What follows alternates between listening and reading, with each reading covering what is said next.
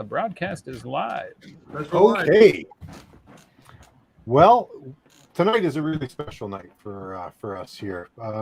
We have a special guest, Kevin KB9RLW, checking in from the desert in Arizona, and I would definitely want to talk to you a bit about that whole scenario, Okay. Kevin. Joined by my co-hosts tonight, we've got Chris Kilo 2 Charlie Juliet Bravo from Connecticut, and Tim November 9 Sierra Alpha Bravo from Illinois. Thanks very much for joining us. We greatly appreciate it. And tonight's stream is, what I wanted. One of the things that I wanted to do in combination with Chris and Tim was to have a series of videos of what we call ham heroes. These would be hams who have really made a name for themselves, either with YouTube channels that have got a decently high number of subscribers, and Kevin tonight has more than 40,000, or hams that have some kind of a reputation beyond YouTube. And I wanted to reach out to Kevin. He was one of the very first people that I thought of because I've been following Kevin's channel for years. His channel has the nickname The Old Tech Guy, and he covers a lot of different ground, ham radio wise, and even some other stuff into some other fields. We'll get into that a little bit with Kevin as the hour goes along. So, Kevin, welcome. It's great to have you here with us. And you know what? I just wanted to say that it's a pleasure to have you join us. But I am curious, and would you mind starting off just with how did you get started with this whole YouTube thing? Oh, boy, we're going way back. Well, due to various factors I don't want to get into, I left the job I was at, or lost the job I was at. And what is this? Oh, I'm sorry, I was distracted. Somebody says hello from Chile. Hello, Chile. And I was discovering that it's difficult to get even an interview when you're over 50 years old. These automated systems that all the HR departments have at the forefront filter out things. And they're not supposed to discriminate on age, but from somebody who's been in corporate America most of his life, they do. So anyway, after about a year and 140 resumes that I sent out, I got 2 interviews at jobs that were not in my field, and I wasn't doing too well with that. So a friend of mine said, well, you do all this tech stuff. Why don't you just start doing YouTube videos and see if you can make any money on YouTube? So I started making some videos, and they were really poorly done. It was just a little Samsung handheld camcorder and poor production skills and poor production software. I look back on those early videos, I'm kind of embarrassed by them, but I started doing them and people started watching and the audience grew, and I got to the point where I could monetize the channel. And after about 8 months, I started making just a little bit of money on the channel. And after about a year, I was getting close to being able to break even on some of my bills. And so it just kept growing from there. Nice. Fantastic. That's excuse me. What you say about starting off in a crude fashion, I'm paraphrasing here, completely mirrors my start, because I had some rough stuff that I actually ended up pulling down from the channel because as I look back on it, I realized, man, that stuff is painful. There might have been some good information in there, but not so much. So Kevin, you are you how long have you been a ham now? I was licensed in, I think, 1983 when I was, 82 or 83. I was 16 years old. So however many years that is, I can't math right now. It's the end of the day and my brain is tired. But yeah, since 1983. Very cool. Well, next year it'll be 40 years. Go ahead, Chris, please. I was going to say next year it'll be 40 years. So there you go. 40. Wow. Yeah. That's time only goes one way, does it? Very anyway, true. Yeah, for a while, since I was a kid. Well, what spurred that interest in getting into ham? Do you remember? I don't remember a lot from back then, but I was always into electronics. I was wiring switches and batteries and light bulbs up when I was 10 years old, and making my own little spaceships out of refrigerator boxes my dad would bring home, and putting his oscilloscope in there with a microphone so I could see my voice, like in the sci-fi movies. Doing stuff like that when I was a little kid, and I just kept playing with electronics. And then in high school, I think my dad worked with somebody who was a ham, and I was interested in radio. I'd been building crystal radios, listening to shortwave and so on. And my dad got me a visit over to a gentleman's shack. I can't remember his call sign, but he had quite the setup. He was doing slow scan TV with long persistence phosphor CRTs, and he had a teletype machine that he was doing ready with, and it was really fascinating and interesting. And at that point, I decided I want to get this license, and so I started studying. That's cool. Very cool. What was your first rig? I got my novice license in 1983. I think November was when we went to Chicago to pass the test. And this was when you had to go to the FCC office. So my dad drove me to Chicago from Niles, Michigan, which was quite a drive. And I sat across the table from the man in black. And I mean, he looked the part. He had the suit, and he had tinted glasses and his tie, and sat there with his arms folded, just staring at me the whole time, But I got my novice license, and then I started saving up money mowing. Well, I was going to mow lawns in the summer. I was planning on getting a radio the next year, but Christmas came, and I opened the wrapping paper on one box, and I saw Heathkit across the box.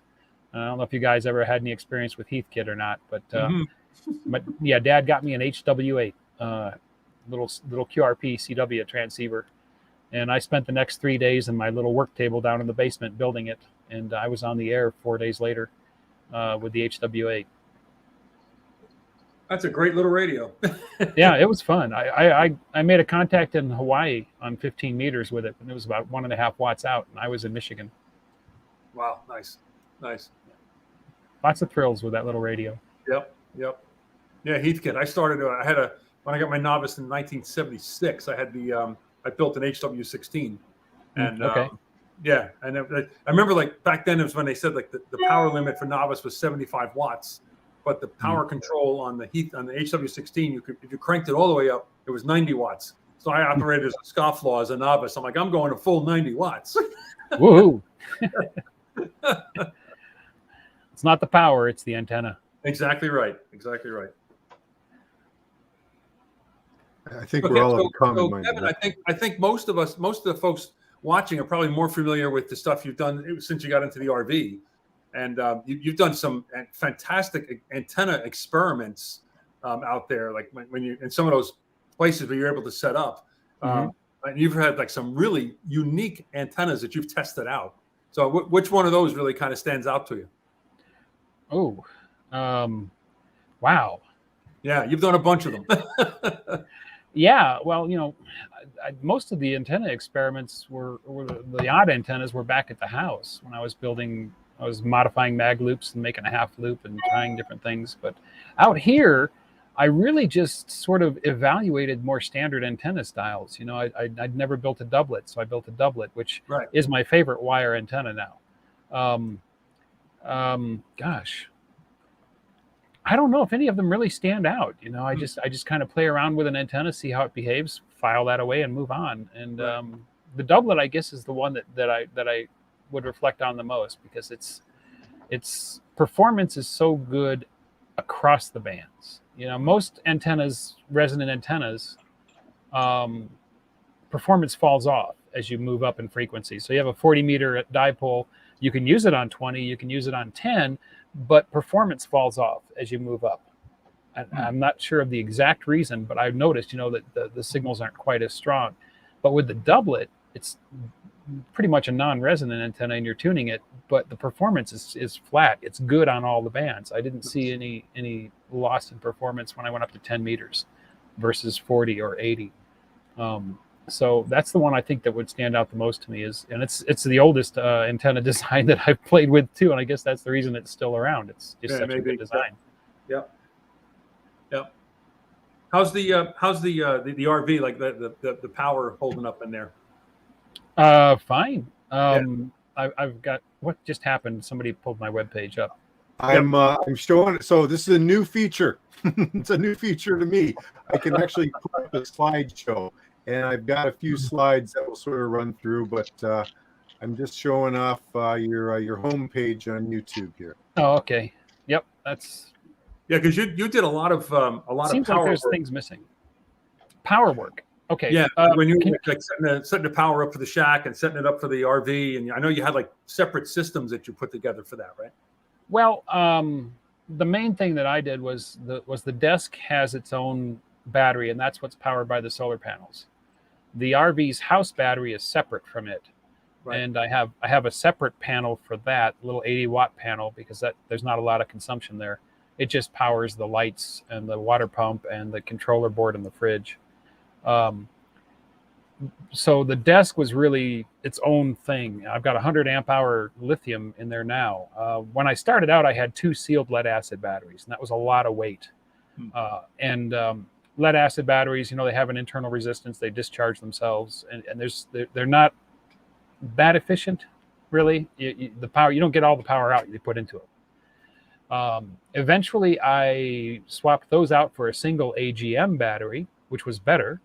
AGM uses starved electrolyte, so the plates are not floating in water. There's glass mats between the plates that are damp, so you could actually drill a hole in an AGM battery and it's not going to leak. But it's still lead. It's still really, really heavy. The roof has two 100-watt panels, so I've got only 200 watts of solar input, which is not a lot compared to what a lot of people do. But my consumption is very, very efficient. I don't use a lot of power. I don't watch TV. I don't have appliances. Really, the solar just runs my laptop, charges my phone and tablet, the radios, and any other accessories and things I do here on the desk. I run the inverter if I'm going to use test gear or power tools, but the inverter's off pretty much all the time. Everything runs directly off of the 12-volt system as much as possible. Except, of course, the laptop. But then I've got a little DC to DC converter that takes 12 directly to 19. So that was 42% more efficient than running an inverter in the laptop's power supply. So 200 watts doesn't sound like a lot, but I have excess power. I did a video recently where I actually ran the 3D printer off the solar setup all day. I was printing for about 4 or 5 hours. I saw that. And by the time I was done printing, the battery had actually come up. It was still charging the battery while I was running the printer. So, so yeah, I do have a bridge though. I have a switch I can flip where I can put a quarter ohm power resistor between the solar battery in the desk and the house battery on the RV. So if the RV's battery is ever dead, I can bridge across to it and charge it, or actually run the fridge and the lights, the water pump from this system. And that's got a bridge up to the engine battery that I can flip a switch on the dashboard. So I've got redundancy throughout all 3 of the systems. Right. Yeah, that's a great design.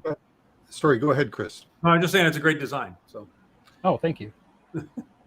No, absolutely. Okay. The Flea. Hey, now you recognize this, Kevin? Yeah, that's the Cw Flea. Do you want to tell us a little bit about this one? As I said in the video, Zactech, I had his whisper beacon, which I really liked, and I also have really enjoyed little tiny CW transmitters in the past, rock-bound transmitters. And I was looking at his whisper beacon, and I thought, with some different software and a key input, I could make this into a CW transmitter. And I started down that road, and Harry over at Zactech started a dialogue with me. He really liked the idea, and so we sort of threw some ideas back and forth, and he extended his hardware into what you see there. And we tweaked it and modified it and tested and played with it, and that's the result. So it's a 3-band, 350 milliwatt Flea power transmitter. But it can cover 3 bands, and it can move around in frequency. It's not rock bound, so you can tune across the range of the band, and couple it with a receiver, like you would with any other crystal transmitter, to have a complete station. So it's basically a toy, but it's really cool. I used it for field day, actually. Did you? How did that work out? It would have been better except for the weather and my arm.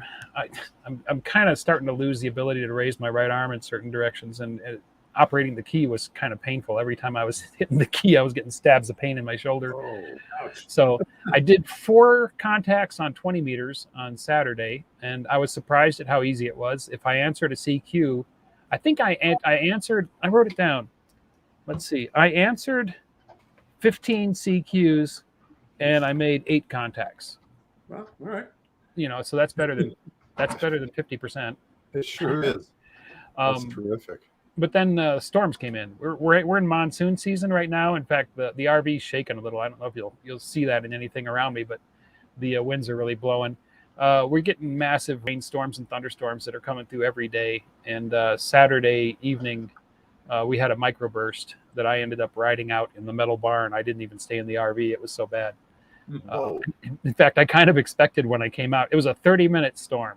And the wind was blowing so hard that the front of the metal building was actually flexing from the wind. Wow. I expected to come out and find the RV in ruins, but it survived. So, but anyway, that kind of put a damper on field day for a while there, and the storms continued into the evening. Sunday morning, I got on and I went on 40 meters and made another 4 contacts. And again, it was very easy. I was surprised at how often people came back when I answered their CQ. The longest distance contact with it was NV9L, Valerie. You might recognize her from Ham Nation. She does their contesting segments. And she's over just... Zion, I think, isn't she? Pardon? Zion? I Is she what? She's a neighbor of mine, kind of, I think. She's just south of Chicago, isn't she? I thought she was just north. I thought she was from Zion, which is like the town next door. Well, I looked her up on QRZ, and it was just south of Chicago because I made a map to show the distance. It was a little over 1,400 miles with 300 milliwatts out of the Flea. So, how about that? yeah.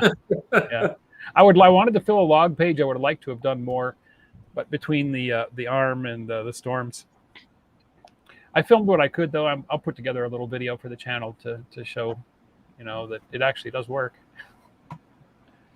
That's like Tracy and I have been doing a lot of QRP operation. I did for field day. I did QRP, and I mean it's workout, but you can do it. Sure, yeah. It's all in how you operate. Calling CQs is not going to be too productive, but if you answer CQs, then they'll come back to you pretty often. Yeah. I used to have an UKITS. Well, actually, TEDTech had it at that time. H1B1, HB1B. Is it HB1B? A little TEDTech unit, or a little UKITS unit, little tiny thing that was a 4-band CW transceiver. I wish I still had it, because they're kind of fun to. Well, you can kick back on the couch, run a coax over, and just operate CW. That is cool. All right, I want to ask you about something else here. You had a 60-foot spider beam mast, and I like my spider beam mast, my telescopic poles. How was that? Do you still use it, Kevin? And how did you like it? I like it a lot. It's sitting right here at the base of my couch. I trip over it once in a while. It's in its box. The box is too big to store anywhere else in the RV, so I will be putting it up again sometime. It takes a little bit of effort and work to put it up, so I have to be at a location where I'm going to be there for a while, so I might put it up again this winter when I go back down to Senator Wash. Where I'm at now, I'm on somebody's property, so I have to minimize what I do so I don't get in their way, Right. But yeah, I really like it. I was impressed with its durability. I only had it guide in 2 directions, I think a third of the way up, and then the other 2 directions, another third of the way up.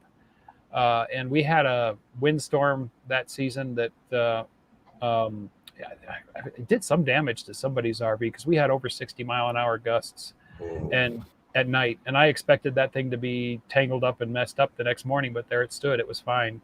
It just flexed and bent like it should, Yep. And it was fine. Question for you on that one. Now, I tend to, I notice in this video here, it looks like you're running a vertical just straight up the pole. Now, have you actually got a dipole set up on that one?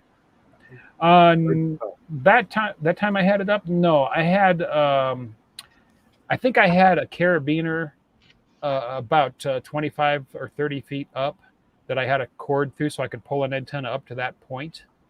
But I did have a wire running up the full length of it that it was just fed with a 9-to-1. It was non-resonant, just vertical wire. That was not the best place to do it because I was surrounded by other RVs, and so that was extremely noisy. I was picking up everybody else's solar charge controllers and inverters, and inverters cast out a lot of noise. When I'm parked in those areas where there are a lot of RVs around me, there's all kinds of hash noise across the bands, and it's all the people around me with inverters that are running. No, I ran into a similar situation in a provincial park here last fall, where my only option, because I was in a campsite and it was just cluttered with pine trees, and literally the canopy was 8 to 10 feet above your head all over the entire campsite. And I had no way of knowing when I booked the campsite. There was one opening, and it was about 10 feet in diameter, and I could put my 50-foot DX wire mast up, and I used a 40, 20, and 10 meter end fed, just literally taped the far end to the top, and I had an S9 noise level. Of course, there are RVs all around me, so that made things very challenging on that occasion.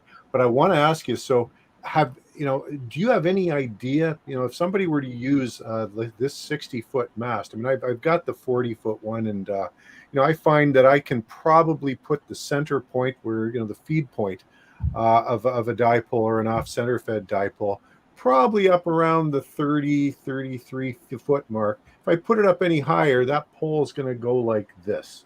Yeah. So I'm wondering, with the 60-footer, could you get it up much higher? Because clearly the elements are going to get pretty narrow, pretty skinny by the time you get to the top of that. Yeah, it is kind of flexible, and it starts out bigger at the base, but it still tapers up to the very, very thin. So you probably would get another 10 feet over what you have now, but not that much more, because it's just going to do the same thing and right over. Yeah, and 10 feet, in my estimation, isn't going to make that much of a difference in practical performance. That's right. I really like the Max Gain Systems mast that I have. That's what I've been using to support the doublet, and it's a lot more rigid. It collapses down to a smaller size. I don't remember what the price is on the Spider Beams, but the Max Gain one was a little expensive. I think it's somewhere around $200 or $300. Is that right? Now, that one's significant. I mean, that's pretty heavy duty all the way up to the top, isn't it, Kevin? Yeah, I put my doublet all the way up to the top of it. I still see a little bit of flex at the top, but it's not too bad. As long as the leg wires are not pulling it in any direction, if they're on a straight line with the center of the mast, it stays pretty much straight up. It's much beefier. So, questions about this one. The first one it's made of metal, isn't it? No, it's not. What's it made of? It's fiberglass, but it's thick fiberglass. Okay. Yeah. Is it pretty much? It's almost the same diameter all the way to the top, unlike a typical. No, it gets smaller because it telescopes. It gets smaller because it telescopes inside, but it's I think the top piece is as big around as my thumb, so it's maybe 3/4 of an inch. All right. So it's much heftier, and the fiberglass walls are real thick on it, and they're embedded with treatment for infrared or ultraviolet blocking, so that the sun doesn't break it down. And it's got those really nice quick release clamps. You just release the clamp and slide it up and clamp it back down, so you can quickly adjust it or take it up and put it down. I've taken it down with a windstorm coming in 5 minutes and put it back up afterwards with just releasing the clamps and collapsing it and putting it back up. Did you find? Now, I'm sorry. How tall did you say that one was? That one is 33 feet. 33 feet. Okay. But you can buy them however you like. That's the neat thing with MGS. They're a little more expensive, but you can build your own pretty much. You can buy the individual components and put together the mast you want. They have put together kits, like this is a 33-foot version, this is a whatever version that you can buy all at once. Or you can just go in and say, I want these pieces and these pieces and these pieces, and put together the mast you want. Do you find they need more guying than something like the Spider Beam? No. Are they heavier? No. No, they're pretty strong. So as long as you got a good base, and I use a fence post, I use a T-post. I just pound it into the ground about 1.5 feet or so, and usually that's pretty strong. And then I'll guy it a little over halfway up, or maybe about 2/3 of the way up, and I just use 3 paracord lines to guy it. And it's been up in some really hefty windstorms as well, including a microburst here last year, the one that I filmed the flood from. I don't know if you saw that video, the monsoon flood. Yeah. I think you could see the mast in that video. The wind was blowing like crazy, and I panned up to it with the camera, and you could see that it really wasn't moving all that much. And those were that's incredible. 40 to 50 mile an hour wind gusts coming through. That says a lot for that thing. Yeah. It's been up through some really, really hefty storms, and it's held up just fine. So Don, WJ3U is asking if you still use the 18-meter spider pole, and I guess the answer was yes. You're not using it in that location now. Oh, that's Don. I know. He's been on my channel for years. Hi, Don. I do when I can, but like I say, I got to be at a place where I've got the room to do it, where I'm not going to get in anybody's way, because you got to guy those guy wires out pretty far to take up the load. And it's got to be a place where I'm going to be there for a while. So the opportunities haven't presented themselves. On the air, didn't hear you during field day. No, Well, thanks for listening, Don. All right, I want to show something else here. All right, so this is the doublet versus end-fed half-wave noise rejection comparison. What can you tell us about this one? Well, I had noticed when I put the doublet up that it was quieter. I wasn't getting as much hash noise and the general kind of electrical noise you get from devices, and I didn't know if I was actually hearing that or not. Signals were booming in. It didn't seem like it was attenuating signals. It was just there wasn't that much noise. And so I did a comparison. I put up a raw end-fed half-wave, the standard design using Steve Ellington's 49-to-1 transformer, and compared the two. And the doublet without a choke, that's important, without a choke, was definitely, or the doublet, the end-fed half-wave without a choke was much noisier than the doublet. Then I put a choke in line with the end-fed half-wave, and then they were more on a level playing field. So my theory is, and I think it's sound, since the doublet is a symmetrical system, and that transformer, that 4-to-1 balun, is a symmetrical system, that transformer for common mode noise acts like a choke, because common mode noise comes down the feed line completely the same as if the feed line is 1 wire instead of 2 wires. So where that goes through that choke, or it goes through that balun, that's basically like a choke. If you consider both wires to be 1 wire, it's a choke, and it's choking off the noise. That's my theory. But definitely the doublet was quieter by itself than the end-fed half-wave until I put an additional choke on the end-fed half-wave. So you'd have a little bit more insertion loss with that choke. It wouldn't be that much. I think in the end, if you had a choke on your end-fed half-wave, then they're on a level playing field. But just the raw antenna, the doublet was quieter without adding an extra choke. Yep. Nice. Anybody? We get these Right, awkward. I got a tough question for you here. What have we got here? Star Trek mug. My son All got right, me are you a that Trekkie? Father's Day. Oh yeah. Are you a Trekkie? Oh yeah. Well, we can't end the conversation right there. Yeah, that's right. You were showing. Well, what do you want to know?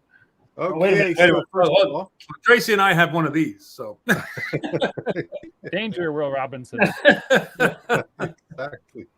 So, by the way, trivia bit.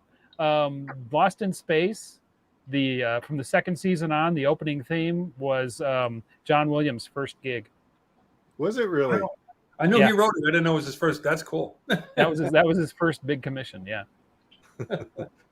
Okay, so original series versus next generation. They each have their merits. Come on. They each have their merits. The Next Generation obviously has richer stories and more content because it ran longer. Not even close. The original series is campy, but it's got some Yes, great it- stories. The Doomsday Machine was scary as hell.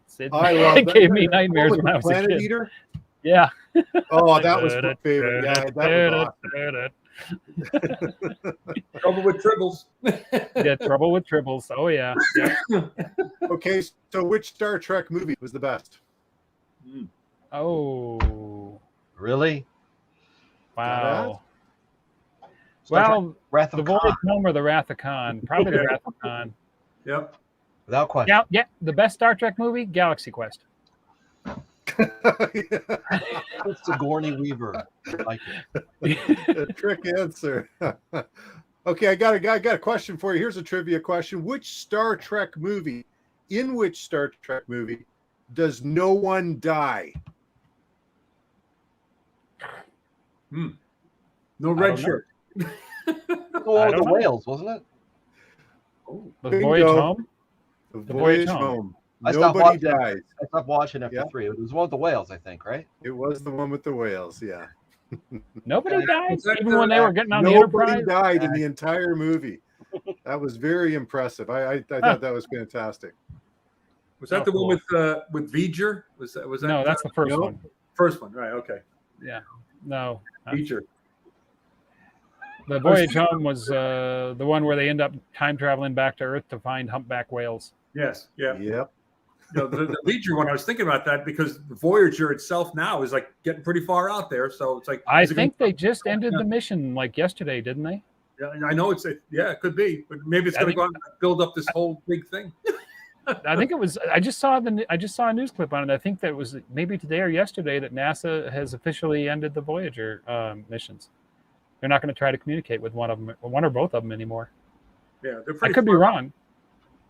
They were getting some anomalous data, I think, on the positioning or something like that the last time I was looking at it, and they couldn't explain what it was. Yeah, they did. So, It was they're getting out of the heliosphere, so the interstellar radiation is starting to affect the electronics more, and they expected it to start failing, and that's what's been happening. it's looking for its creator. Yeah, That's right. I thought that was actually a clever idea for the movie, though. I mean, they It are sure on their was. way out. Yeah. It They're- sure they're- was. They'll probably outlast our civilization by a long shot. No doubt. Okay. Yikes. Oh yeah. All right. So, a lot of QRP guys, and here's one of my, I don't know, I maybe I need to just take a pill on this stuff, but it often amazes me how people will go out, they'll rush out and buy a QRP rig, and almost immediately thereafter, they got to buy an amplifier to run with it. And it's almost like when I look at that from a logical perspective, I'm thinking, what are you doing? It's like you're not accepting the challenge. You're not embracing the challenge. You're What are not you going doing? out there and making the most of it. I mean, I actually at one point when I bought my first FT817, I had an ICOM 7200. I didn't have a portable rig, and that was my only HF rig, and I sold it to raise money to pay for the 817. So I was all in. I mean, I had no. It's like the Spaniards, they go to the New World and then they burn the boat. ships. Yep. Yeah. It's like I made it so that I had to learn how to succeed with QRP, whereas a lot of guys, I see them as the 705, right? The 705 is the latest example. Well, I got myself a 705. Now I got to go buy myself a matching amplifier for it. Yeah. So Kevin, first and foremost, I want to ask you about using, and you know what, we're all pals here. What's your thoughts on using an amplifier with a QRP rig? There's use cases. My own case is a good use case. I'm in a power restricted setup, so I'm always looking for efficiency and how to draw less power from my storage, so that I can use it longer. So the 705 actually made sense for me, being that it's got so many features. In fact, I'm thinking about doing a video just on. I could make a list of the things I do with the 705. It's so many features. But there are times when you want more power. I originally had a 7300 in here. The problem with that was it drew sometimes over an amp on receive. And so it was a big power hit just to use it to listen. So it makes sense for me. But as far as the guy that just gets one just to have one and then goes out and buys an amp, yeah, I don't understand myself that much. I think a lot of people still are under the power thing where they got to have more power. Powers, I got to be heard. It's like in the CB days when people would go in and just turn all the pots all the way to the right just to make it louder, and they didn't even have any idea what they were doing. But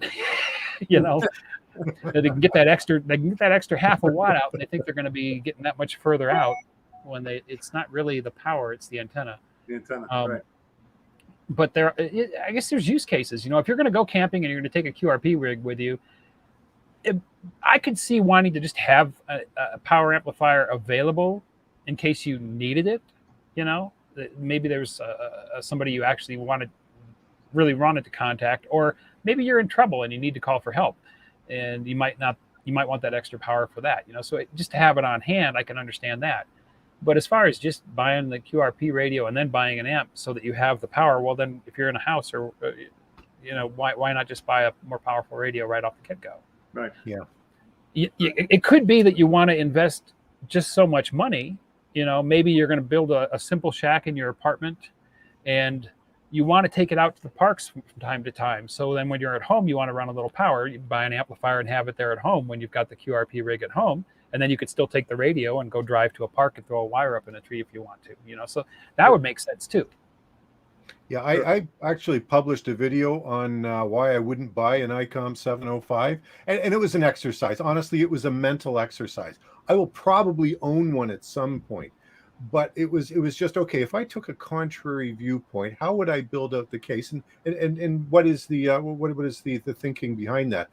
And I had a number of people respond to me with exactly that scenario that you just outlined, Kevin, and that is, I've got one radio. And it's going to be my shack radio, and it's going to be my portable radio. By having an amplifier for it, I can sit it here at home, and I can run a little bit power if I want to. Yeah. And when I go to the field, I can just take the 705, and that makes a lot of sense. Sure. Yeah, exactly. So that's a scenario where that works out. And the 705, I use it as a scanner. I programmed all the emergency services in Kingman into one memory bank, so I use it as a scanner. I listen to broadcast radio with it. I get on the ham bands with it. I listen to shortwave with it. I receive satellites with it. It can do so much in one little box.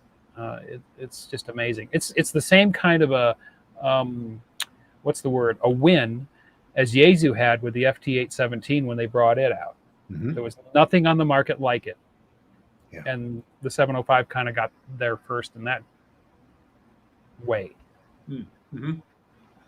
That's a good point. Like for folks that, it's the main radio, and you just use want some power. When you can operate at home off of mains power, then you can. And when you take a QRP rig out with you, it's still the same radio. So yeah, that model I think probably makes the most sense. Yeah. Tim, what are your thoughts on the 705? I used one once. It worked.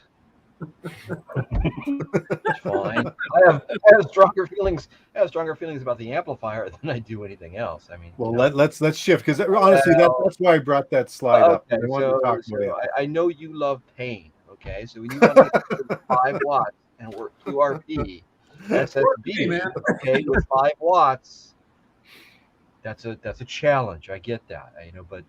But to go and throw an amplifier on the thing, I mean. I work digital, so if I'm running more than 10 watts, it's a crime anyway. So I wouldn't buy a 5 watt or 10 watt radio and then stick an amplifier on it. Most of them sound like crap anyway. So the 705, by the way, they really did a great job on heat sinking and thermal capacity for the finals on that thing. I experimented running digital modes at the full 10 watts just to see how fast it would warm up. I couldn't get it hot. I could not get it to heat up. I mean, they give you a little temperature gauge. There's a red area at the top. I could never even get close to it. And even with long transmissions, long PSK 31, like a whole paragraph conversation, 3 or 4 minute long transmission at 10 watts, it still wouldn't get warm. Well, That really impressed me. Speaking of that, didn't you do a video where you clamped a great big heat sink on the back of The a radio? FT817? Yeah, which one was that? The FT817, yeah. That was the 817, wasn't it? Yeah. That's one of the 3 times that I've made the front page of Hackaday. That was on my bucket list sometime in my life. I want to get on the front page of Hackaday, and I made it. But yeah, no, I was reading about the finals in it, and they were rated at 10 watts. And I knew that where they were physically in the radio because I replaced them in one before. And that fin when you're facing the front of the radio, the fin on the back right is where the finals are. And so I took an old CPU heatsink, put a little thermal compound on it, and clamped it onto that fin, and found that I could run digital at the full 5 watts without it heating up too much. That was plenty of heat dissipation right there to take care of the problem. And then I could run it at its full 5 instead of 2.5 watts when I was doing digital. And yeah, that made Hackaday. I was shocked. Yeah, well done. Congratulations on that. But back to the amplifier for just a minute. Now, you tested that amplifier. You found it was actually, for a Chinese-made amp, it was actually pretty good, wasn't it? Yeah, it wasn't what they claimed it would be. You could push it to 50 watts, but because it's only running, those MOSFETs were made for like cellular and other type of applications. And they're expecting a 24 volt or is it a 48 volt supply? It's like a really high. It's a higher voltage than 12. So when you're running them at 12, they really don't have the headroom. So you could push it to 50 watts, but it's going to start compressing and distorting at that point. CW, I found that I could reliably get about 35 watts out of it, which is reasonable. And then, of course, if you're running single sideband, it's RMS, so you've got to figure times 0.707 to get where you're actually going to be for average power with sideband. That's a pet peeve of mine, and I know this is going to probably get bad comments, but you go across the HF spectrum now, and you see lower sideband transmissions that are casting off energy 6 kilohertz into the upper sideband. And somebody's overdriving an amp, the finals are clipping, and they're throwing out that noise. And it's like, well, I got a 400 watt amp, and I'm pushing it until that meter gets up by 400 watts. Yeah, but you're running single sideband. Take 400 times 0.707. That's what your power is on that amp when you're running sideband. It's RMS, Sounds great too. Yeah. Oh God. Yeah. It sounds like the mic is down inside their mouth and they're chewing on it while speaking. I just. So Tracy and I were operating when Tracy first got out to his site for field day. We got on the air and we were talking a little bit, and Tracy's like, "Well, your audio sounds great." I said, "That's cool," And this guy comes up and he interrupts and says, "Man, you're all over the place." It turned out it was me, and I was like, "Well, what do I do? I haven't touched anything." Well, it turns out Tracy had figured it out. I did some work on my computer, right? And Hammer Deluxe, of course, controls the radio. And the processor, the audio processor was cranked wide open. It was at 100%. Hence the reason why I had a signal was like 6 megahertz wide. It was like just nuts. I didn't realize. Yeah, you were clipping. Probably I was all over the map. Yeah. But like Tracy said, you sound great. I said, well, it probably tuned right into me and sounded awesome. But well, yeah, you probably had a lot of punch to your audio. Oh, yeah, it sure did. when you run a compressor, well, people run a compressor, but they don't really understand what a compressor does. Right. It's a dynamic amplification. It amplifies lower sounds more than it amplifies higher sounds. So it brings that energy up. Right. And that gives you more punch, but that also starts to push your peaks higher too, and you start clipping. Yeah. Yep. Hey, Tim, we got a question for you. Don't know if you saw it there. So Don's asking, do you have any new antenna designs coming up? Well, let's see. I just listed the Micro G5RV, which I thought was tons of fun. And there'll be a 40 meter version of that coming up. And then I want to do a Delta loop, like a portable Delta loop. That'll be fun. Yeah. And then I got an idea for this. A friend and I were talking about, you ever heard of a Marconi? You look up a Marconi antenna. It's not a portable antenna, so it'd be a fixed antenna, but like small space, small footprint for like gardens and stuff. I want to do that one too. So I got my summer cut out. Nice. Very cool. Looks like you got all the tools you need right behind you. I hope so. Oh, yeah. Well, it goes that way for a while too. So I do miss having room for that. Hmm. I have to fit everything I own in a 30 I no, foot by 8 foot by 10 your foot lifestyle box. makes me jealous. That's what I want to do. I want to take the dog. I want to take just the minimal amount of stuff that I need and hop in the air cover and just chuck Yeah, it. Have all of this crap. It is fun. I mean, the view outside. I can sit on my couch and look out the window, and at times I've watched container ships floating by on the ocean. I've watched birds in the trees. I've watched like out here, I look out across the desert. I might see coyote running around. It's the view outside the window changes, and the geography is really interesting. The last time I was in Kingman, it must have been like 1996 or something like that. And Kingman was just a big truck stop. Is it still like that, or has it branched out now? Oh no, it's a regular little city. There's shopping malls, and not shopping malls, but shopping centers and stores. All the stuff you could want. Several big vendors are here, Walmart and Smith's, like that. There's still the old town. You can go over to the old area, and there are interesting. I'm sorry, I got distracted. There are the older buildings, down the old Main Street where it's really small. I think that's what you're thinking of is that little old town. But now if you go over to the main strip from Stockton Hill Road, from the interstate on up through town, that's... What's the interstate? Is it 40? Is it 44? 40? Well, I can't 40. remember. I-40. Mm-hmm. It's the first town. I was talking to Tracy earlier. We were talking about Kingman, Arizona, of all places. It's like, yeah, well, when you take 40 and you go through New Mexico, Gallup and Tucumcari, and then you pop over the border into Arizona, and the first thing you come to is Kingman, Arizona. And it was like, that's where the giant TA truck stop was. It's like, okay. Yeah, there's a couple of truck stops. There's one up on the mountain or up on the hill, and then one closer to town. Yeah, it's a nice place. I'm outside of the city. I'm north of it, a few miles. I spent some time in Flagstaff too. I always want to go back there.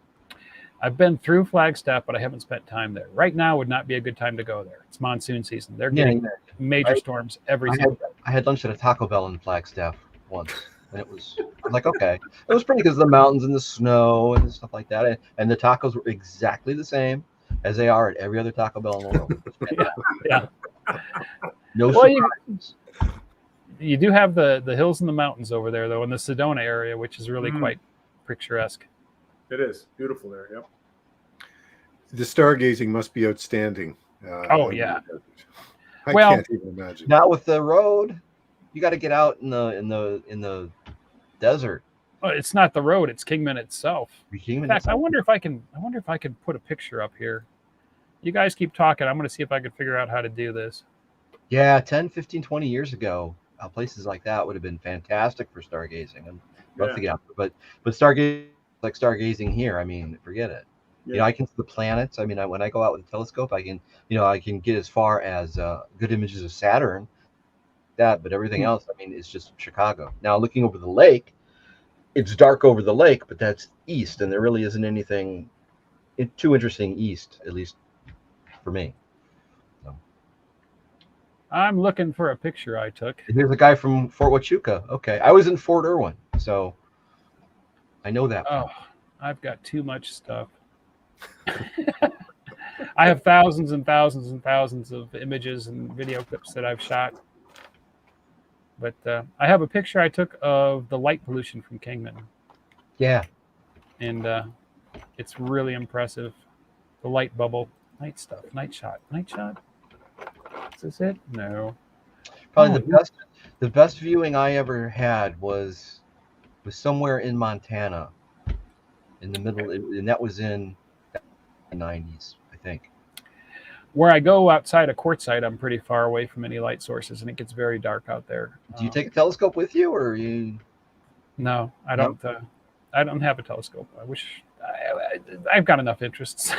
I can't keep up with all the things I try to do now. I know how you feel, but the radio, the dog, and the telescope would go in the RV.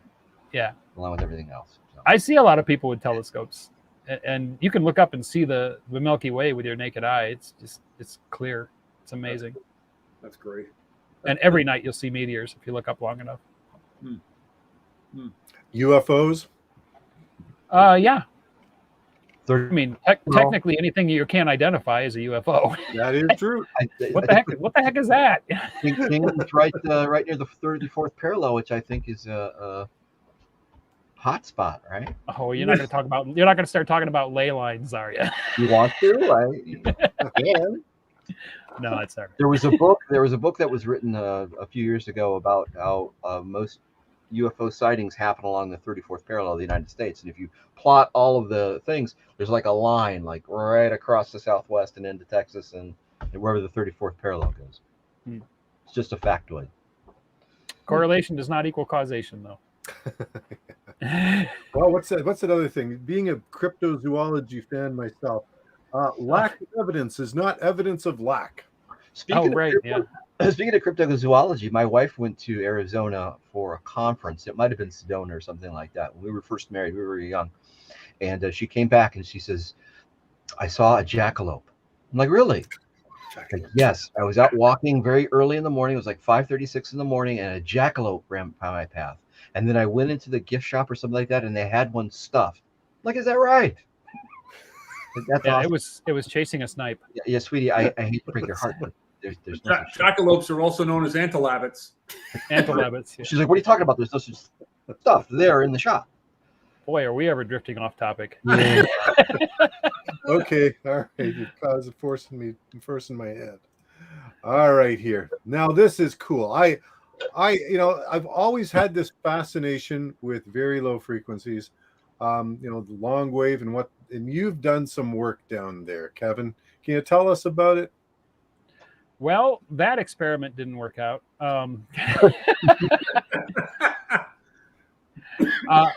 I have had limited success. Actually, back when I was in the house, I had an end-fed wire, and I made that bucket variometer.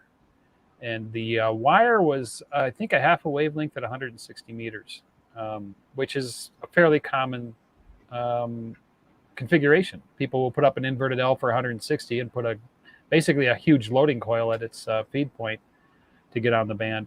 They're not very efficient, but you can get out. I've been wanting to do some truly long antenna wires out here, actually put up, in that case, 470, 500 foot of wire. That would be a half a wavelength down at that frequency, down at 474 kilohertz, I think. But I haven't been to a location yet where I could probably do it here, actually, now that I think about it. There's a big, huge open desert area beyond the property fence line. But I would have to go out and walk among the cholo cacti, and that's not something you generally want to do if you can avoid it, because you just brush against one of those things, and their spines are hooked at the end. Whoa. So they call them the jumping cactus. They don't actually jump, but it doesn't take much of a brush for them to break off and roll onto you and dig more spines in. So, yeah, I stepped on one out there once. It went through my shoe and into my foot. I had to actually extract the needle before I could take the shoe off, cause you couldn't slide the foot out. So, yeah, I probably could do it here, but I'd have to go out there, and I'd need about 2 or 3 more masts to really get it up in the air, because there's no trees here. So, it's one of those things. I want to do something like that. I want to put up a full, true half wavelength antenna for 474 kilohertz. I've got a transmitter I built. I was going to say, what are you going to use for? What are you going to use for a rig? But okay.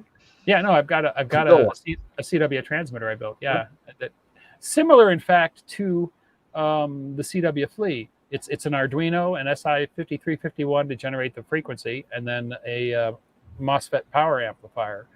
It puts out about 6 watts. So you would need a good antenna. What if you got an answer? Who's gonna answer you? Yeah, well, that's the thing. There's not a lot of activity. I have listened out here. I have when I had the doublet up, I could hear some down there, and there's not a lot of activity. Population is really spread out here in the West. I can listen to 146.52 for days and not hear anything. There's just no activity. The same thing down on 630 meters when I tune around down there. I'll hear a couple of guys in California, maybe somebody up around Utah or Washington or Oregon, but you might be lucky to hear 1 or 2 or 3 stations, whereas if you tune to 160 meters, you'll hear, 20 or 30 stations. There's just not that much activity. Back east, there was a problem with QRM. There's a guy down in Tennessee that owns a decommissioned airport that has one of the towers that was the beacon, the VLF beacon. And he put a 400 or 630 meter beacon on there right on the popular frequency, 474 kilohertz. And people complained to him, and he's trolling. He enjoyed that. He would tell them, "Hey, I'm experimenting, and I'm allowed to experiment because I'm an amateur." And they're like, "Just move it down the band where nobody's at." He refuses to. He's on a freaking beacon tower, so you can hear him 3 or 4 states away, sitting there just beaconing his call sign over and over again on the calling frequency that everybody wants to use. So I had QRM back there, but I still managed to make a few contacts. You come out here, there's just not that much activity. So it's going to be a combination of things. I'll have to be lucky enough to be in a place where I've got the room to put up the antenna, and a place where there's activity, so I can actually talk to somebody. Now you've got in that diagram that the wire is up at 33 feet, and I'm just wondering, is NVIS a thing at those frequencies? And I know there's a practical limitation as to how high you can get it up. Oh yeah, it would be a very NVIS antenna. You start to throw more energy vertical as you come down from a half a wavelength in height above the ground. So as soon as you're under a half a wavelength above the ground, that pattern is starting to do that, and you're starting to put more energy up than out. So and the closer you get, the more it goes up. I'm curious, at those wavelengths, could you just lay the antenna on the ground and get similar performance rather than putting it up at 33 feet? Don't they bury submarine antennas? Yeah, but that's, you're talking down below 16 kilohertz, 12 kilohertz, even lower. The military antenna that was up in, it went from Wisconsin over to the Upper Peninsula of Michigan. Really? One antenna. That was their VLF transmitter. One of them. Was that buried? It was alternately buried and suspended, I guess, depending upon where it was. Jeez. Wow. Yeah, I read about it back when I was researching VLF. And, there were 3 of them, I think. There was one there. There was one in the Southwest. Crazy amounts of power too. Yeah, they were blaming like the Taos hum on it or something like that. And then there's an X-Files episode about that. Yeah. And then there was one more. I can't remember where it was. Well, hey guys, we're coming up on 58 minutes. Should we probably start to wrap it up? We sure are. Okay.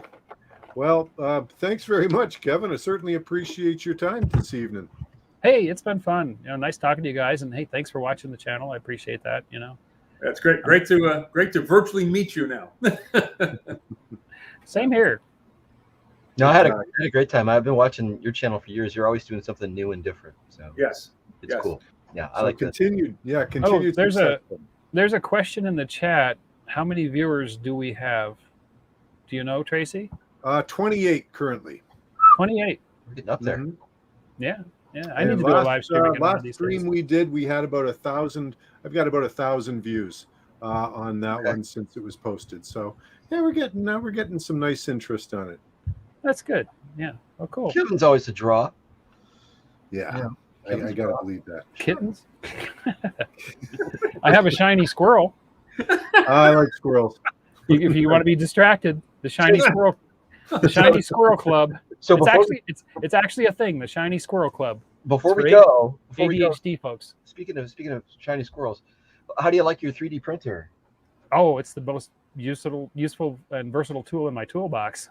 I just bought one, and I'm having a ball with it. Oh yeah, making everything.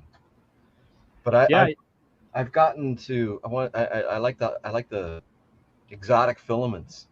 So right now I'm printing up a nylon glass fiber thing for the radio box I'm making, just to have some fun.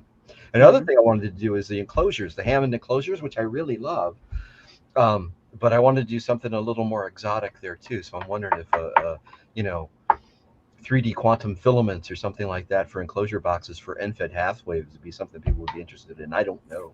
3D quantum filament. Yeah, they have the filaments that are the color changing filaments. You can. Yeah. Right. Oh yeah. Yeah. Yes. If you go to Matter Hackers, it's like they call it the quantum filament or something like that. Yeah. They're two tones that are kind of together. Yeah, they fade in and out, kind of, which I thought was as you turn the object, it changes its tone. Yes. Yeah, those are fun. Yes. Yeah. I made a lot of little decorative toys and things for my kid when he was younger. But most of my stuff's been practical and functional. Mine too. I made the first thing I made was a phone stand. So. For sure. Oh yeah. Well, nothing within reach, but I got all kinds of stuff in here.